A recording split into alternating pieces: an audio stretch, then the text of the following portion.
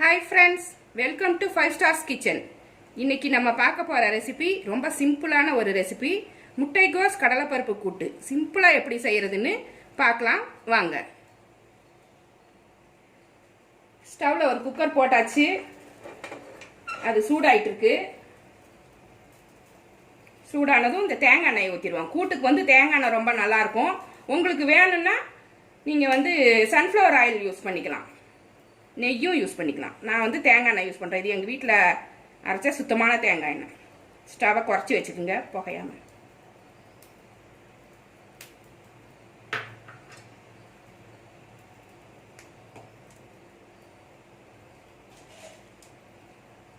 தேங்காய் எண்ணெய் சூடாயிடுச்சு. இப்போ கடுகு உளுந்தம் பருப்பு போட்டுக்கலாம்.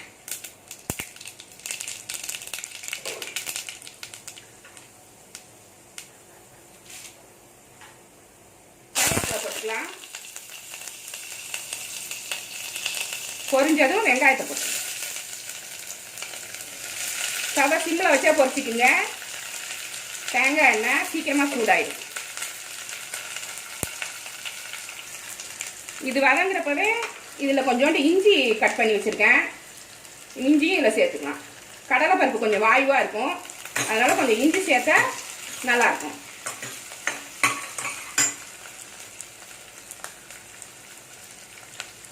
கொஞ்சம் மீடியம் ஃப்ளேமில் வச்சுக்கிட்டு இந்த தக்காளியும் அதை சேர்த்துருங்க.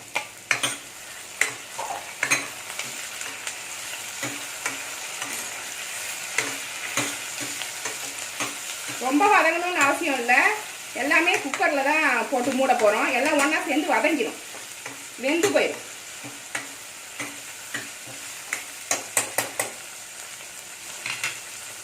இது வதங்கினது போதும். இப்போ நம்ம முட்டைக்கோசை சேர்த்துக்கலாம். ஒரு 1/4 கிலோ முட்டைக்கோசை எடுத்து வச்சுருக்கேன், கழுவி எடுத்து வச்சுருக்கேன், அரிஞ்சிச்சு. அதை இது கூட சேர்த்துக்கலாம்.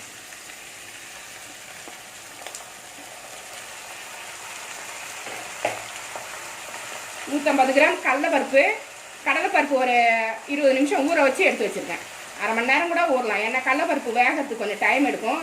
அதனால் நம்ம ஊற வச்சு போட்டுக்கிட்டோம்னா சட்டுன்னு வெந்துடும். காய்கறி கட் பண்ணதுக்கு முன்னாடியே நம்ம இதை ஊற வச்சு எடுத்து வச்சுக்கலாம்.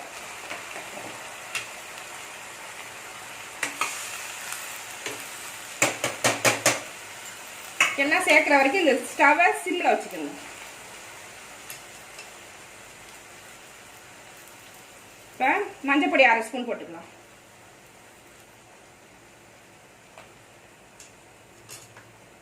உப்பு போட்டுக்கலாம். உப்பு தேவையான அளவு போட்டுங்க. 2 ஸ்பூன் போடுறேன் நான். கொஞ்சம் கொஞ்சமாக எடுக்கிறதால நிறைய எடுக்கிற மாதிரி தெரியுது, ஆனால் ஒரு 2 ஸ்பூன் அளவுக்கு தான் நான் எடுக்கிறேன். இது நல்லா கிண்டி விடு. கொஞ்சம் ஸ்டவ்வை மீடியமில் வச்சுக்கோங்க. லைட்டாக பரட்டி விட்டுக்குங்க போதும். அடுத்து தண்ணி ஊற்றிடுவோம், அதில் இது சரியாயிடும்.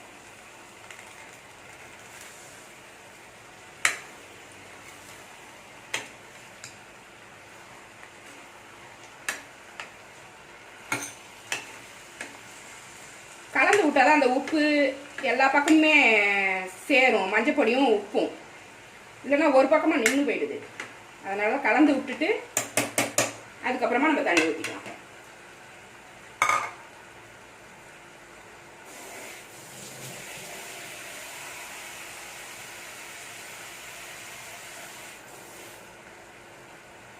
கூட்டு நம்மளுக்கு எவ்வளோ வேணுமோ அதை விட கொஞ்சம் அதிகமாக தண்ணி விட்டுக்கணும்.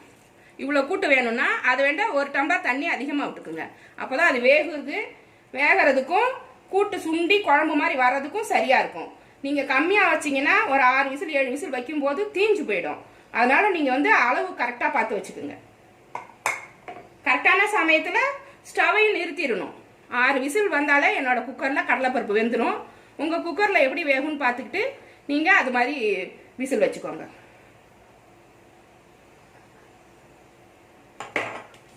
இதில் போடுறதுக்கு காரம் இன்னும் நம்ம ஒன்றும் போடலை.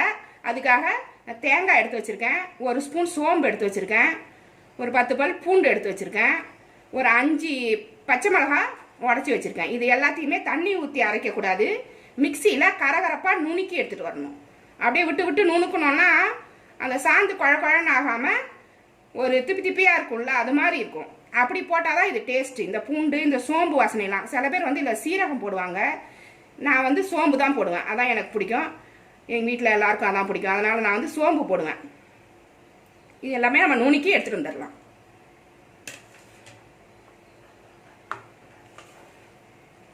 இது நல்லா கலந்து விட்டு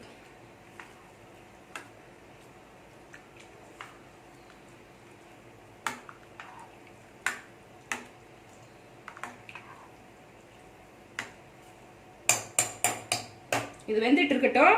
நம்ம இதை போய் அரைச்சிட்டு வந்துடும்.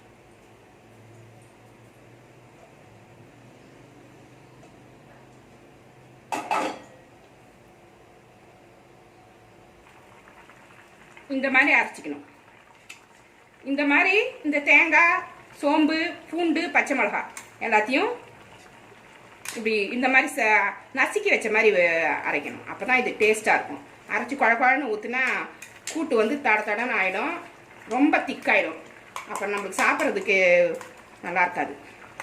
இதை இது கூட சேர்த்துக்கலாம்.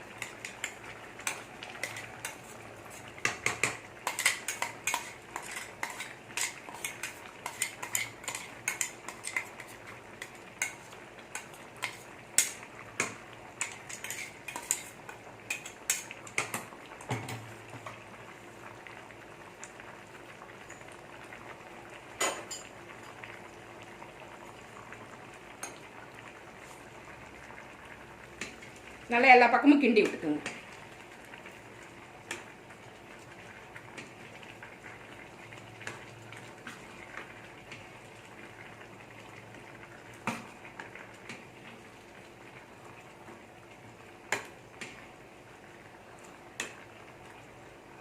இப்போ உப்பு செக் பண்ணிக்கலாம். இப்போ பத்தலைன்னா இப்போவே போட்டுக்கலாம்.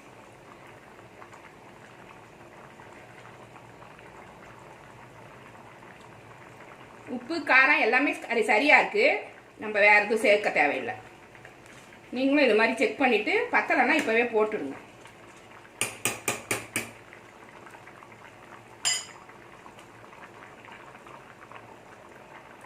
கொஞ்சமாக பெருங்காயம் இதில் போட்டுவிட்டு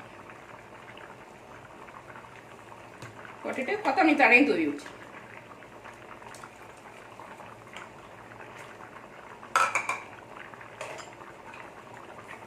இந்த சமயத்தில் குக்கரை மூடிடலாம்.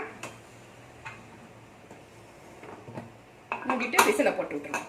ஒரு 6 விசில் வந்த உடனேவே கடலை பருப்பு நல்லா வெந்துடும். உங்கள் குக்கரில் கொஞ்சம் அதிகமாக வைக்கணும்னா அதுக்கு தகுந்த மாதிரி தண்ணி கொஞ்சம் கூட வச்சுக்கோங்க, இல்லைன்னா தீஞ்சு போயிடும்.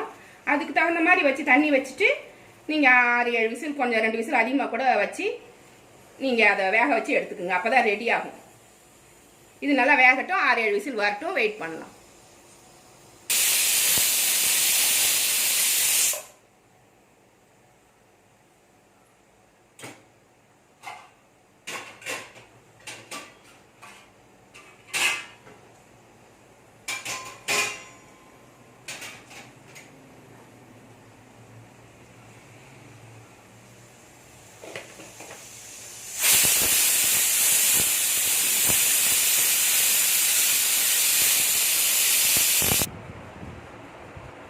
ஏழு விசில் வந்துருச்சு. வெந்துருச்சான்னு பார்க்கலாம்.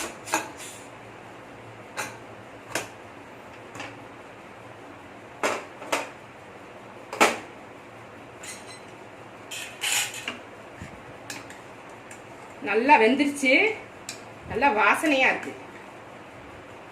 கோஸும் வெந்துருச்சு, கடலைப்பருப்பும் வெந்துருச்சு. இது வந்து இந்த கடலைப்பருப்புலாம் வெந்திருக்கு, ஆனால் ரவுண்டாக அப்படியே இருக்குது பாருங்க.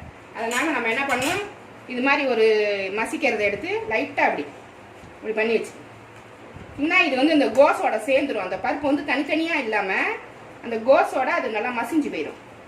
லைட்டாக மசிச்சாலே போதும், ரொம்ப நேரம் மசிக்க தேவையில்லை. இது எல்லாத்துலேயும் கலந்த மாதிரி மசிச்சு விட்டுரும்.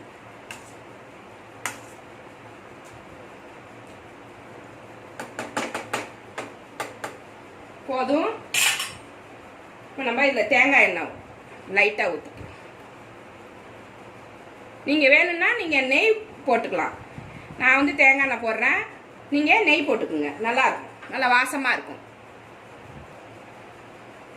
கொத்தமல்லியும் கொஞ்சம் தூவி விட்டு போதும். அவ்வளோதான், ரெடி ஆயிடுச்சு நம்ம கூட்டு. இதை நம்ம ஒரு சர்வ் பண்ணுற பாத்திரத்தில் அள்ளி வச்சிடலாம்.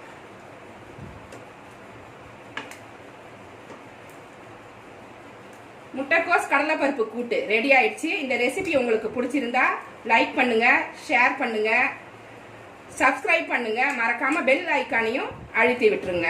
இவ்வளோ நேரம் என்னோட ரெசிபியை பொறுமையாக பார்த்ததுக்கு ரொம்ப நன்றி. தேங்க்யூ.